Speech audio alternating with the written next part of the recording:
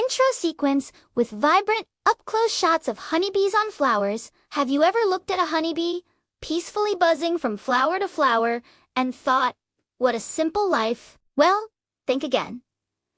The world of a honeybee is far from simple. It's a realm of high-stakes drama, ruthless competition, and epic battles for survival. Today, we're diving deep into the unseen wars waged by these tiny, fuzzy insects. This isn't just about collecting nectar. This is the battle of the honeybees. Scene shifts to a bustling beehive entrance. Welcome to the fortress. This is a honeybee colony, a superorganism of up to 60,000 individuals, all working for the greater good. Their treasure? A golden hoard of honey and precious pollen, the lifeblood of the colony. And like any treasure, it needs protecting. The hive entrance is the front line, patrolled 24/7 by specialized guard bees. They are the gatekeepers, the bouncers of the bee world. How do they do it? It's all about scent. Every hive has a unique chemical signature, a sort of family perfume created by the queen's pheromones. Guard bees are experts at sniffing out intruders. They'll stop any incoming bee and give it a thorough once-over.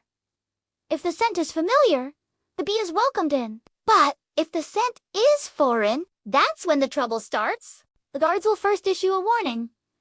A bit of aggressive bumping and buzzing. If the intruder, perhaps a robber bee from a neighboring hive, doesn't take the hint, things escalate quickly. The guards will grapple with the invader, trying to sting it. It's a fight to the death, because for a honeybee, using its stinger is the ultimate sacrifice. The barbed stinger lodges in the victim's body, and when the bee pulls away, it rips out part of its own abdomen, leading to its death. These guards are literally willing to die to protect their home. But individual robbers are just a skirmish. The real war begins when a full-scale invasion is launched. This is known as robbing, and it's one of the most brutal events in the bee world. It usually happens in late summer or fall when nectar sources become scarce. A desperate, starving colony might decide its only chance of survival is to plunder the resources of a weaker neighbor. Scout bees from the roving hive will first locate a vulnerable target, maybe a smaller colony, one with a failing queen, or one weakened by disease. They'll test the defenses, trying to sneak past the guards. If they succeed and get a taste of the honey, they fly back to their own hive and perform a frantic, excited dance. This isn't the calm, precise waggle dance for finding flowers. This is a war cry. It tells their sisters, there's free food over there, and the guards are weak.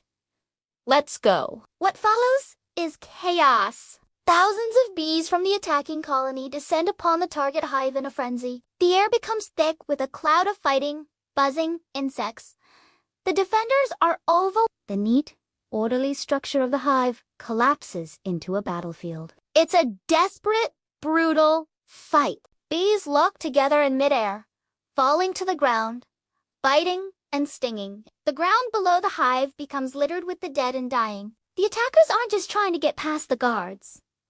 They're trying to annihilate them. They push their way inside, ignoring the brood and the queen, heading straight for the honey stores. They tear open the wax cells, gorge themselves on honey, and ferry it back to their own hive, load after load. For the defending colony, this is a catastrophe. In just a few hours, a hive that took an entire season to build and provision can be stripped bare, its population decimated. The remaining bees are left to starve. It's a stark reminder that in nature, survival is a zero-sum game. But the enemies of the honeybee aren't just other honeybees. Let's talk about a truly formidable foe, the hornet. And specifically, the Asian giant hornet, sometimes called the murder hornet. If a robbing raid is a battle, an attack by these hornets is a massacre. These hornets are like armored tanks compared to the honeybee's foot soldiers. They are 5 times larger, with powerful mandibles that can snip a bee in half with a single bite. A single hornet scout can discover a honeybee hive.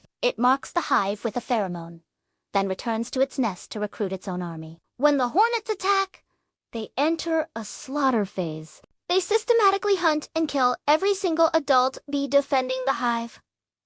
They don't want the bees. They want what the bees are raising. Their goal is to capture the protein-rich bee larvae and pupae to feed their own young. In a matter of hours, a handful of hornets can wipe out a colony of 30,000 honeybees. It seems like an impossible fight, right? But honeybees are not defenseless. They have evolved some incredible strategies. European honeybees, the kind most common in North America, often try to fight back by mobbing the hornet, attempting to sting it. But the hornet's thick armor makes this mostly ineffective. However, their cousins, the Japanese honeybees, have co-evolved with these giant hornets for thousands of years and have developed a truly genius defense. When a hornet scout enters their hive, they don't try to sting it. Instead, they do something amazing. Hundreds of bees swarm the hornet, completely engulfing it in a tight ball. This is the hot defensive bee ball. The bees don't crush or sting the hornet to death. They begin to vibrate their flight muscles, the same muscles they use to generate heat to keep the hive warm in winter. The temperature inside this bee ball skyrockets to over 115 degrees Fahrenheit or 46 degrees Celsius. The honeybees can tolerate this temperature, but the hornet cannot. It's essentially cooked alive. They have weaponized their own body heat. It's a stunning example of collective, coordinated defense and a powerful reminder of how evolution shapes the art of war.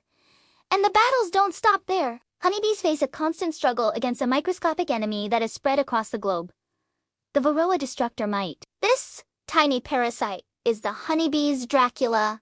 It latches onto the bee, pierces its body, and feeds on its fatty tissues. It weakens the bee, transmits deadly viruses, and reproduces within the hive's brood cells, creating deformed and weakened baby bees. A Varroa infestation, if left unchecked, can lead to the collapse of an entire colony within just a couple of years. For beekeepers, the fight against Varroa is a constant, year-round war involving complex treatments and management strategies. So, the next time you see a honeybee, remember the world it lives in? It's a world of loyal guards making the ultimate sacrifice, of desperate armies waging war for resources, of ingenious defenses against giant predators, and a relentless struggle against a microscopic plague. The sweet honey in your tea is the spoil of 1,000 hidden battles. These tiny creatures are true warriors, fighting daily for the survival of their colony. Thanks for joining us on this deep dive into the honeybee's world. If you found this fascinating,